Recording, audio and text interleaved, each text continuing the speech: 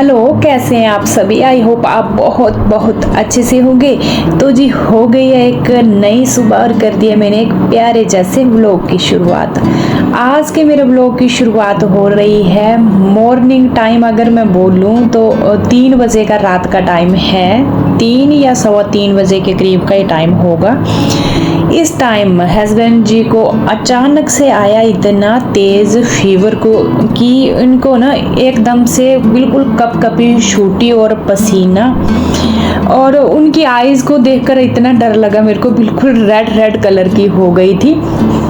तो मैंने लाइट वगैरह चलाई और इनको पानी वगैरह दिया। उसके बाद मैं आ गई थी सीधा फ्रूट कट करने। फ्रूट कट किया मैंने, एक नाशपाती, एक एप्पल, एक बनाना कट किया, इनको खाने को दिया उसी टाइम।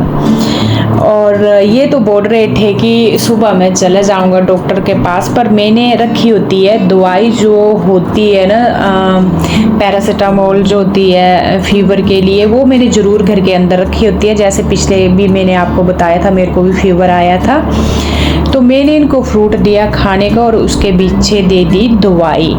थोड़ी ये दवाई खा लेना, हल्का फीवर कम हो जाए, क्योंकि इनको देखकर मेरे को एकदम से डर लग गया। ब्लैंकेट दिया हुआ था ऊपर, तो भी मतलब कभी बोल रहे थे ठंड लग रही है, कभी क्या, और पसीना टपक रहा था। 4 बज गए हैं इस टाइम और मैंने जो है डोर वगैरह खोल दिए। मैंने बोला अब क्या ही सोना, इसके बाद 4 बजने को 10 मिनट हैं, तो अब सोना तो बनता नहीं है, मॉर्निंग टाइम हो ही चुका है। और मैंने डोर वगैरह खोले, पर्दे वगैरह थोड़े हटाए, बाहर की हवा थोड़ी अंदर आए तो अच्छा लगता है।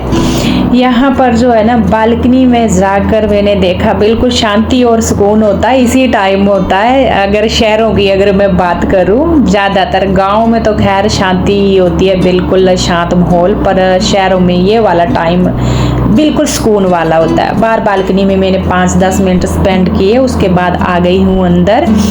अंदर आने के बाद कर दिए मैंने अपने घर के काम शुरू। यहाँ पर बेड वगैरह झाड़ लिए, बेड झाड़ने से ही मेरे काम शुरू होते हैं। और जो मेरे लिविंग रूम का सोफ़ा है, इसको भी मैंने अच्छे से झाड़ा और बारी बारी डेकोरेट करके रख दूँगी। सुबह सुबह कामों में जो है ना हम लग पड़े, अर्ली मॉर्निंग हमारे काम हो जाए तो दिन हमारा रिलैक्स भरा रहता है। और अभी अगर मैं दोबारा से सो भी जाती तो मेरे को नींद नहीं आती। 5 बजे के बाद तो वैसे भी मेरी रूटीन शुरू हो जाती है, जो डेली रूटीन होती है, मैं जग ही जाती हूँ। पर अभी मेरी नींद टूट चुकी है। मेरे को लगता 2 बजे के करीब ही नींद खुली थी। उसके बाद मैं 3 सवा 3 बजे के करीब ही फ्रूट वगैरह कट करने गई थी, क्योंकि मेरे को एकदम से टेंशन पड़ गई कि अब इनको इतना तेज़ फीवर आया है, तो देखकर भी ना तसल्ली नहीं आ रही थी, सुकून नहीं आ रहा था। एक इनको बहुत ही तेज़, कान बिल्कुल लाल पड़ गए थे, आंखें बिल्कुल लाल, तो ऐसे घबराहट जैसी हो रही थी। और इसके बाद जो है अभी देखिए यहाँ पर मैंने सोफे वगैरह बना दिए, आ चुकी हूँ डाइनिंग टेबल पर। यहाँ पर रात को प्रिंस बैठा होता है लैपटॉप लेकर, तो बिखेरा वगैरह अच्छा खासा पड़ा होता है, लीडें कुछ क्या रखा होता है। यहाँ पर पूरा मैंने अच्छे से क्लोज किया और बढ़िया जैसे पोंछ कर रख दिया है। पूरे घर में मैंने अभी झाड़ू वगैरह भी लगा दी है। आ गई हूँ मैं पोछा लगाने, बारी बारी कमरों में लगा दिया है पोछा। मैं चाहे सोए हुए हों बच्चे भी, तो भी मैं उनके रूम में जाकर ना धीरे से पोछा मैं लगा ही देती हूँ, क्योंकि पोछा एक ऐसी चीज़ है बार बार फिर नहीं लगता है। तो यहाँ पर लिविंग रूम में पहुँच चुकी हूँ और बाहर वाले रूम में, यहाँ पर पूरे घर में मैंने जो है पोछा लगा दिया है। इसके बाद अंदर पोछा लगाने के बाद जाऊंगी मैं बाहर बालकनी में भी अच्छे से करूंगी क्लीन। और सुबह सुबह जब ना झाड़ू पोछा क्लीनिंग हो जाए अर्ली मॉर्निंग, तो मतलब क्या ही कहने, सुबह सुबह एक बहुत ही अच्छी वाइब आती है घर के अंदर। और सुबह सुबह हम गृहिणियों के काम निपट जाएं तो दिन तो पूरा सुकून भरा ही रहता है। चलिए जी, यहाँ पर मैं आ गई हूँ पोछा वगैरह लगा करके, और मैंने हैंड वॉश कर लिए हैं अच्छे से। अब करूँगी मैं ब्रश। यहाँ पर जो है सुबह ही जगते अर्ली मॉर्निंग एकदम से कई होते हैं ना सीधे बेड से उतरे और ब्रश मुंह में डाल लिया। ये मैं बिल्कुल नहीं करती हूँ, ये हमारी हेल्थ के लिए बिल्कुल भी ठीक नहीं है। सुबह सुबह खाली पेट सीधा हम ब्रश करें। तसल्ली से मैं पानी पीती हूँ, उसके बाद अपने घर के काम निपटाती हूँ, उसके बाद मैं फिर ब्रश करती हूँ। इससे जो है हमारे मसूड़े भी स्ट्रॉन्ग रहते हैं, क्योंकि हमारे मसूड़े दांत जो है रात को जब हम सोए होते हैं तो हमारी बॉडी जो होती है थोड़ी रिलैक्स मूड में होती है, और उस टाइम सीधे हमारे मसूड़े भी ना इतने मतलब स्ट्रॉन्ग नहीं होते, और उसके ऊपर जो हम इतना ब्रश घुमा देंगे वो जो है हेल्थ के लिए बिल्कुल ठीक नहीं है। तो ऐसे जो है मैं ब्रश करती हूँ। कुछ एक टाइम जो है हमारे मुंह की जो लार होती है ना पेट के अंदर चले जाए, पानी के थ्रू हम काम करते हैं तो जैसे अंदर स्लेस लेते हैं उसके थ्रू चले जाए, उसके बाद ही हमें ब्रश करना चाहिए। चलिए जी, नहा कर आ गई हूँ, मैंने डोरमेट वगैरह बिछा दी है, यहाँ पर हल्का हल्का श्रृंगार कर लिया, बालों को कंघा लगा लिया है। आ चुकी हूँ यहाँ पर पूजा के बर्तन धोने के लिए। आज मेरे को ना बर्तन धुले थोड़े दिख रहे थे कि चिपचिपे हो गए हैं, तो मैंने धुल लिए हैं। आपके कमेंट भी आया था कि आप डेली धुलते हो पूजा के बर्तन, तो जी नहीं, मैं दूसरे या तीसरे दिन देखती हूँ जब ना मेरे को हल्की हल्की ऑयल या थोड़े दिखने लग पड़े कि आज धुलने वाले हैं तो ही मैं धुलती हूँ, पर डेली नहीं। तो यहाँ पर मैंने दिया बाती भी साथ साथ में ही लगा दिया। सुबह सुबह हल्की सी घंटी की आवाज़ और धूप दिया वगैरह मंदिर में लग जाए ना, तो घर के अंदर जो सुकून है ना वो शब्दों में बयान नहीं कर सकती हूँ मैं आपको। बच्चे भी सोए, हस्बैंड जी भी, मेरा काम जो कंप्लीट हो ही चुका है मोस्टली। आज हस्बैंड जी का फास्ट है, बोल रहे थे कि मेरे को खाना नहीं खाना है, तो टाइम देख सकते हैं आप, 6 बज गए बच्चों ने और मैंने खाना। चलिए ब्रेकफास्ट का करती हूँ कुछ, अभी भी ना हल्का हल्का अंधेरा बाहर। चलिए जी, यहाँ गूंद लेती हूँ मैं आटा, और आटा हमेशा मैं फ्रेश ही मलती हूँ। फ्रेश आटा जो है वैसे भी हमारी हेल्थ के लिए अच्छा है, और शास्त्रों के मुताबिक आटा गूंद कर हमें रखना भी नहीं चाहिए, बिल्कुल अच्छा नहीं होता है। और आटा गूंदने में क्या 5 मिनट भी नहीं लगते हैं पूरे। और ये जो है आटा मैं गूंद कर यहाँ रख दूंगी। और मेरे को चंडीगढ़ से रीचा जी वॉच करती हैं, जिन्होंने मेरे को पूछा था कि चंडीगढ़ के किस सेक्टर में रहते हैं आप, तो डियर मैं रहती हूँ चिरकपुर में। तो जी चिरकपुर कहने का मेरा यही है रीज़न कि कोई मतलब इतना पता नहीं होता। जब हमने यहाँ फ्लैट लिया था नया नया तो हम भी चिरकपुर का नाम नहीं जानते थे। तो जी मैं चिरकपुर में रहती हूँ डियर। यहाँ पर जो है मैंने परांठे लगा दिए। पहले मैंने आज परांठे ही लगाए क्योंकि थोड़ा टाइम लगता है, टिफ़िन भी जाएगा, खाने को भी होंगे। तो मैंने ट्रायंगल शेप के बनाए ना परांठे, तो इनमें थोड़ा टाइम लगता है बनाने के लिए। तो मैंने सुबह सुबह पहले परांठे ही बना दिए। और उसके बाद जो है कट की मैंने तोरी की सब्जी बना रही हूँ साथ में।